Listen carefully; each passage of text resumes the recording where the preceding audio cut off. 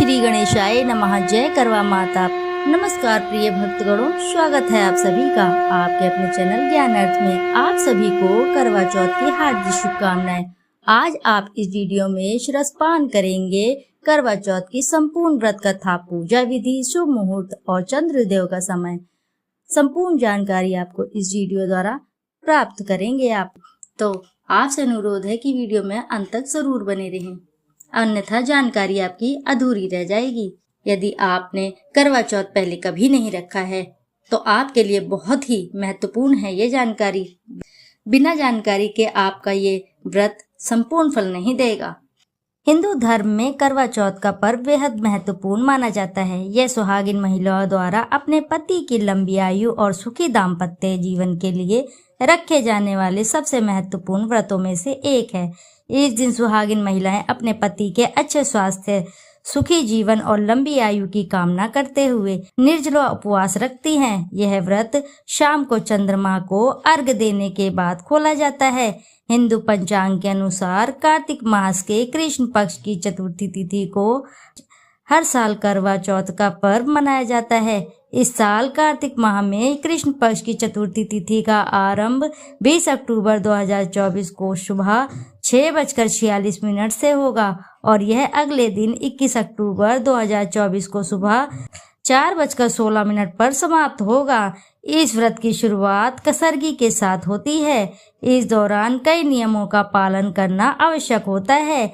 ऐसे में आइए जानते हैं कि सरगी खाने का सही समय क्या रहेगा। इस साल पूजा मुहूर्त, शुभ मुहूर्त क्या रहेगा। इस साल करवा चौथ का व्रत 20 अक्टूबर 2024 को रखा जाएगा। करवा चौथ का व्रत शुरू होने से पहले सरगी खाने की परंपरा है। यह परंपरा घर के बड़ों के आशीर्वाद से जुड़ी है। परंपरा के अनुसार करवा चौथ व्रत में सूर्योदय से लगभग 2 घंटे पहले तक सरगी खा सकते हैं। 20 अक्टूबर को सूर्योदय सुबह 6:25 पर होगा। ऐसे में महिलाएं इससे पहले सरगी खा लें। करवा चौथ का व्रत निराहार और निर्जला रखा जाता है। ऐसे में घर की बड़ी महिलाएं आशीर्वाद के तौर पर व्रती महिलाओं को व्रत शुरुआत करने के पहले सेहतमंद भोजन कराती हैं, ताकि व्रत के दौरान उन्हें किसी तरह की कोई कठिनाई का सामना ना करना पड़े। सरगी की रस्म में सास अपनी बहू को फल, मिठाइयाँ, वे खीर और कम तली भुनी चीजें खिलाती है। इससे सास का बहू के लिए आशीर्वाद माना जाता है। जिन व्रतियों की सास नहीं है वह अपनी जेठानी या अपने से बड़ी महिलाओं को से सरगी ले सकती हैं। आइए अब बात कर लेते हैं पूजा का शुभ मुहूर्त क्या रहेगा। करवा चौथ के दिन पूजा का शुभ मुहूर्त शाम 5:46 से लेकर 7:02 तक रहेगा। करवा चौथ के दिन चंद्रोदय का समय शाम को 7:54 पर रहेगा। इसके बाद आप चंद्र दर्शन करके अपने व्रत का पारण कर सकती हैं। तो आइए जानते हैं करवा चौथ की व्रत विधि, पूजन विधि क्या है। हिंदू सनातन पद्धति में करवा चौथ सुहागिनों का महत्वपूर्ण त्योहार माना गया है। इस पर्व पर महिलाएं हाथों में मेहंदी रचाकर, चूड़ी पहन व 16 श्रृंगार करके अपनी पति की पूजा का व्रत पारायण करती हैं। सुहागिन या पतिव्रता स्त्रियों के लिए करवा चौथ बहुत ही महत्वपूर्ण व्रत है। यह व्रत कार्तिक कृष्ण की चंद्रोदय या व्यापनी चतुर्थी को मनाया जाता है।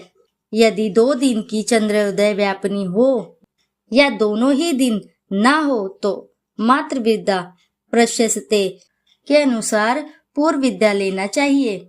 स्त्रियां इस व्रत को पति की दीर्घायु के लिए रखती है। यह व्रत अलग अलग क्षेत्रों में वहां की प्रचलित मान्यताओं के अनुरूप रखा जाता है, लेकिन इन मान्यताओं में थोड़ा बहुत अंतर होता है। सार तो सभी एक का ही होता है, पति की दीर्घायु। आइए अब बात करते हैं करवा चौथ की व्रत विधि। करवा चौथ की आवश्यक संपूर्ण पूजन सामग्री को एकत्र करें। व्रत के दिन प्रातः स्नान आदि करने के पश्चात यह संकल्प बोलकर करवा चौथ व्रत का आरंभ करें। मम सुख सौभाग्य पुत्र पौत्रादि सुस्थिर श्री प्राप्ते करक चतुर्थी व्रतमहम करिष्ये। पूरे दिन निर्जला रहें। दीवार पर गेरू से फलक बनाकर पिसे चावलों के घोल से करवा चित्रित करें। इसे वर कहते हैं। चित्रित करने की कला को करवा धरना कहा जाता है। 8 पूरियों की अठावरी बनाएं, हलवा बनाएं, पक्के पकवान बनाएं, पीली मिट्टी से गौरी बनाएं और उनकी गोद में गणेश जी बनाकर बिठाएं। गौरी को लकड़ी के आसन पर बिठाएं। चौक बनाकर आसन को उस पर रखें। गौरी को चुनरी ओढ़ाएं। बिंदी आदि सुहाग सामग्री से गौरी का श्रृंगार करें। जल से भरा हुआ लोटा रखें। वायना भेंट देने से मिट्टी का टोटीदार करवा लें। करवा में गेहूं और ढक्कन में शक्कर का बूरा भर दे। उसके ऊपर दक्षिणा रखें। रोली से करवा पर स्वास्तिक बनाएं। गौरी गणेश और चित्रित करवा की परंपरा अनुसार पूजा करें। पति की दीर्घायु की कामना करें। नमः शिवाय। शर्वाण्य सौभाग्य में संतति शुभाम प्रच भक्ति युक्तामना नारिणाम हर भल्लभे। करवा पर 13 बिंदी रखे और गेहूं या चावल के 13 दाने हाथ में लेकर करवा चौथ की कथा कहे या सुने। कथा सुनने के बाद करवा पर हाथ घुमाकर अपनी सासू जी के पैर छूकर आशीर्वाद लें और करवा उन्हें दे दे। 13 दाने गेहूं के और पानी का लोटा या टोटीदार करवा अलग रख ले। रात्रि में चंद्रमा निकलने के बाद छलनी की ओर से उसे देखें और चंद्रमा को अर्घ दें। इसके बाद पति से आशीर्वाद लें, उन्हें भोजन कराएं और स्वयं भी भोजन कर लें। पूजन के पश्चात आस पड़ोस की महिलाओं को करवा चौथ की बधाई देकर पर्व को संपन्न करें। तो आइए अब जानते हैं करवा चौथ की व्रत कथा। एक साहूकार था जिसके 7 बेटे और 1 बेटी थी। सातों भाई व बहन एक साथ बैठकर भोजन करते थे। एक दिन कार्तिक मास की चौथ का व्रत आया तो भाई बोला कि बहन आओ तुम भोजन करें। बहन बोली कि आज करवा चौथ का व्रत है, चांद उगने पर ही खाऊंगी।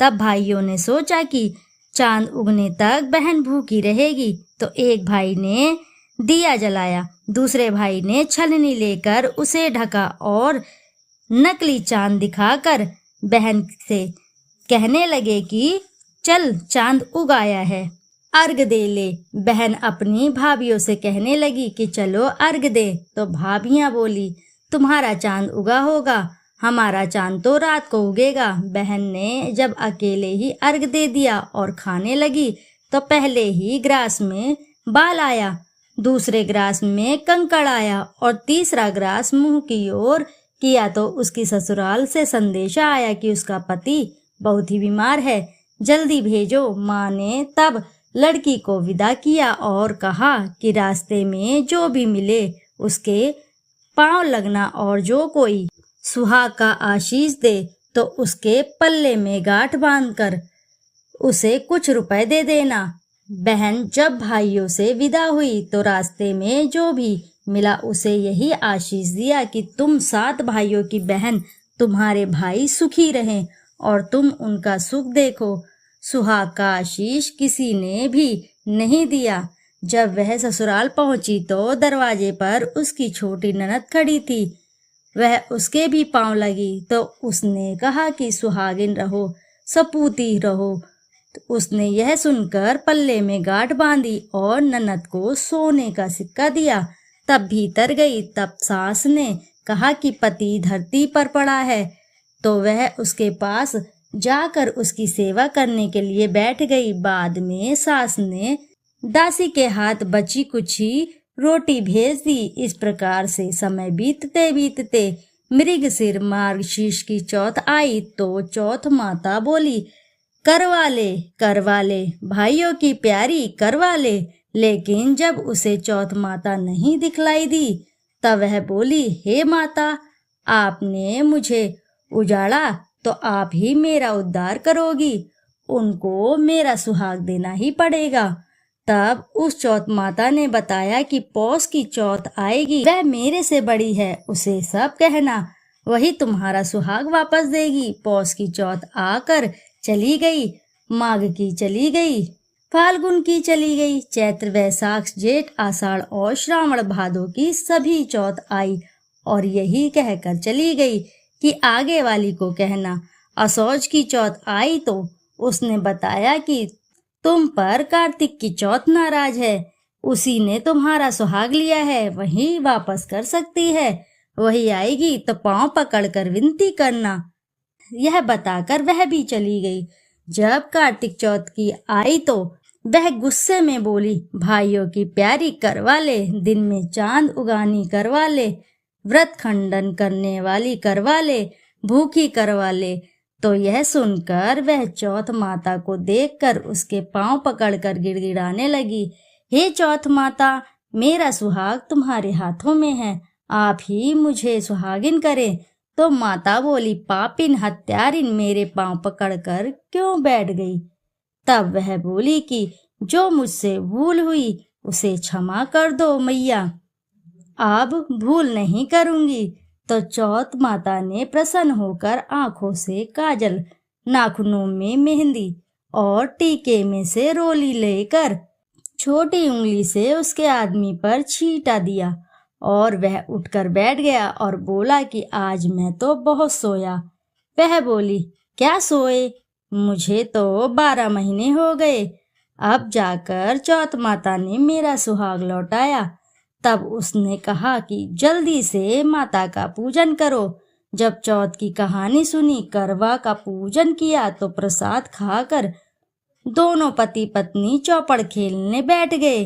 नीचे से दासी आई, उसने उन दोनों को चौपड़ पासे से खेलते देखा तो उसने सासू जी को जाकर सब कुछ बतलाया। तब से सारे गांव में यह बात प्रसिद्ध हो गई कि सब स्त्रियां चौथ का व्रत करें तो सुहाग अटल रहेगा। जिस तरह से साहूकार की बेटी का सुहाग दिया, उसी तरह से माता चौथ सबको सुहागिन रखे। यही करवा चौथ के उपवास की सनातन महिमा है। तो आइए श्रोताओ, अब रसपान करते हैं करवा चौथ की दूसरी व्रत कथा, जिसका संबंध प्राचीन काल महाभारत से जुड़ा है। तो आइए रसपान करते हैं करवा चौथ की दूसरी व्रत कथा। अति प्राचीन काल की बात है। एक बार पांडु पुत्र अर्जुन तप करने के लिए नीलगिरी पर्वत पर चले गए थे। इधर पांडवों पर अनेक मुसीबतें पहले से ही थी। इससे द्रौपदी ने शोक विहल हो कृष्ण की आराधना की।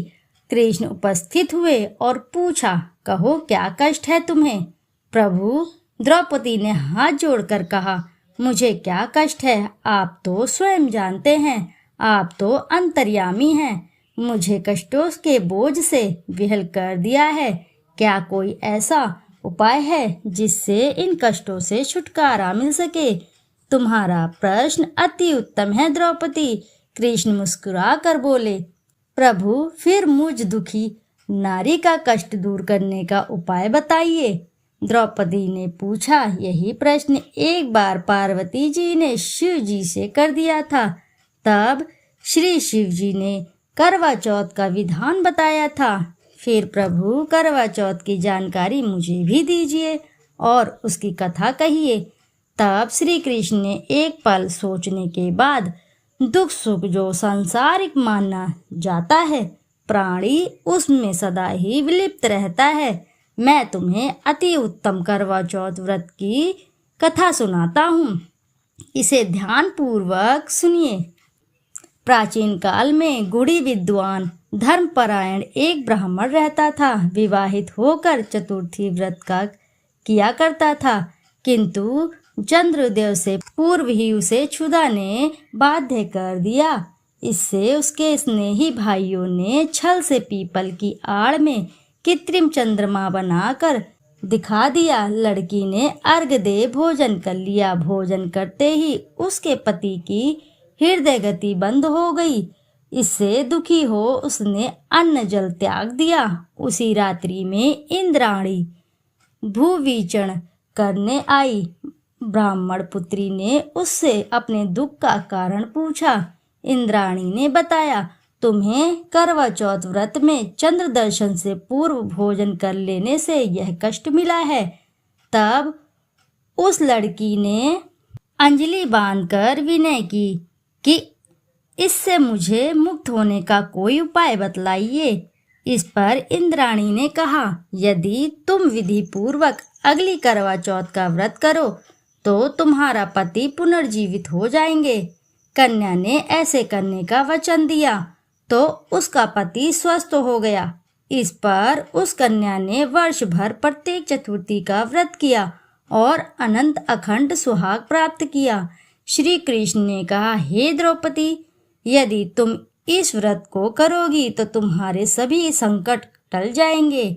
इस प्रकार द्रौपदी ने भी यह व्रत शुरू किया और पांडव सभी क्षेत्रों में विजयी हुए। इस प्रकार सौभाग्य पुत्र पौत्र आदि और धन धान्य की इच्छुक स्त्रियों को यह व्रत विधि पूर्वक करना चाहिए।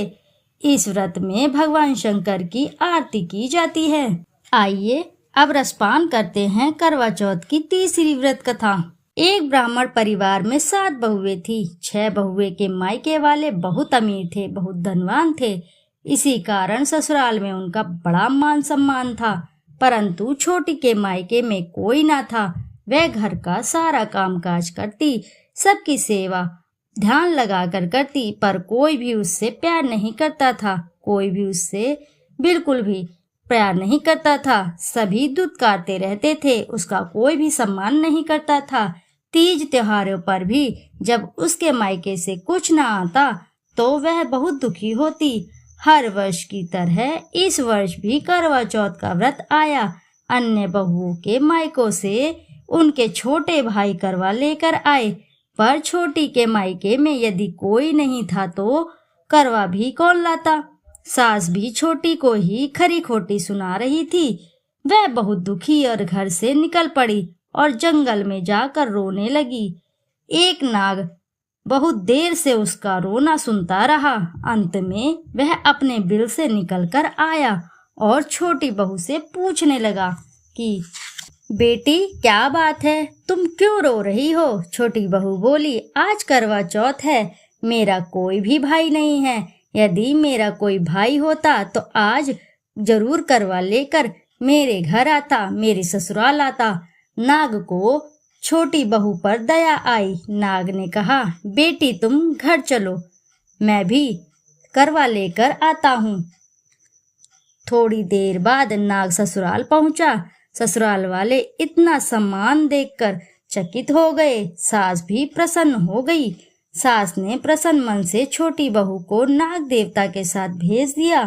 नाग देवता ने छोटी बहू को अपना सारा महल दिखाया और कहा, जितने दिन चाहो आराम से रहो, मन चाहा खाओ, मन चाहा पहनो। एक बात याद रखना, सामने रखी नाद कभी मत खोलना। छोटी बहू सारा समय महल में आराम से काटती, पर नाद के बारे में उसकी उत्सुकता और बढ़ती जाती। एक दिन जब घर में कोई नहीं था, उसने नाद को उठाकर देखा तो हजारों छोटे छोटे सांप के बच्चे इधर उधर रेंगने लगे। उसने जल्दी से नाद को ढक दिया। जल्दी से एक सांप की पूंछ नाद के नीचे आकर कट गई। शाम को नाग के आने पर छोटी ने अपनी गलती स्वीकार कर ली। नाग ने भी उसे क्षमा कर दिया। जब छोटी ने ससुराल जाने की इच्छा की तो उसे धन रत्न आदि देकर विदा किया। छोटी के ससुराल में अब उसकी बड़ी इज्जत, बड़ा सम्मान होने लगा। जिस सांप की पूंछ कटी थी उसे सभी बंडा कहकर तंग करते थे। एक दिन उसने अपनी माँ से पूछा कि मेरी पूंछ कैसे कटी है। माँ ने कहा, जिस छोटी बहू के नाद उठाने पर और जल्दी में रखने से ही तुम्हारी पूंछ कटी है। तो वह बोला कि मैं छोटी से बदला लूंगा। माँ के बहुत समझाने पर भी वह एक दिन चुपचाप छोटी के घर में जा छुपा और मौका पाकर उसे काटने की सोचने लगा। वहां छोटी बहू और उसकी सास में किसी बात से बहस हो रही थी तो छोटी कसम खाकर कह रही थी कि मैंने ऐसा नहीं किया है। वह कह रही थी कि मुझे बंडा भैया से प्यारा कोई नहीं है। उन्हीं की कसम खाकर कहती हूँ कि मैंने ऐसा नहीं किया। बंडा ने जब यह सुना तो सोचने लगा, जो मुझसे इतना प्यार करती है मैं उसे ही कैसे काटने आया हूँ। वह चुपचाप घर से चला गया। माँ ने पूछा कि ले आए बहन से बदला। वह कहने लगा, माँ बहन से कैसा बदला लूं। तभी से बंडा भाई व छोटी बहन हुए। भाई प्रतिवर्ष चौथ के दिन करवा लेकर जाता। वह बहन से बड़े प्यार से करवा चौथ का व्रत करती थी। आइए अब रसपान करते हैं करवा चौथ की अगली व्रत कथा। प्राचीन काल में करवा नाम की एक पतिव्रता स्त्री अपने पति के साथ नदी किनारे एक गांव में रहती थी। कार्तिक मास के कृष्ण पक्ष की चतुर्थी के चौथ के दिन उसका पति नदी में स्नान करने के लिए गया। स्नान करते समय एक मगरमच्छ ने उसका पैर पकड़ लिया। वह करवा करवा नाम लेकर जोर जोर से अपनी पत्नी को पुकारने लगा। उसकी आवाज सुनकर उसकी पत्नी दौड़ कर आई और उसने मगर को कच्चे धागे से बांध दिया। मगर को बांधकर वह यमराज के यहाँ पहुंची और यमराज से बोली, भगवान, मगरमच्छ ने मेरे पति का पैर पकड़ लिया है, अतः पैर पकड़ने के अपराध में आप अपने बल से उस मगरमच्छ को नरक में ले जाओ। यमराज ने कहा, अभी मगरमच्छ की आयु शेष है, अतः मैं उसे नहीं मार सकता हूँ। इस पर करवा ने कहा, यदि आप ऐसा नहीं करोगे तो मैं आपको श्राप देकर नष्ट कर दूंगी। यह सुनकर यमराज डर गए और उस पतिव्रता स्त्री करवा के साथ जाकर मगरमच्छ को उन्होंने यमपुरी भेज दिया और करवा के पति को दीर्घायु प्रदान की। उसी दिन से यह करवा चौथ मनाई जाती है और सुहागिन स्त्रियों के द्वारा व्रत का रखा जाता है। हे करवा माता, जैसे तुमने अपने पति की रक्षा की, वैसे सबके पतियों की रक्षा करो। इति शुभम। प्रेम से बोलो प्रिय भक्तगणों, जय करवा मैया की जय।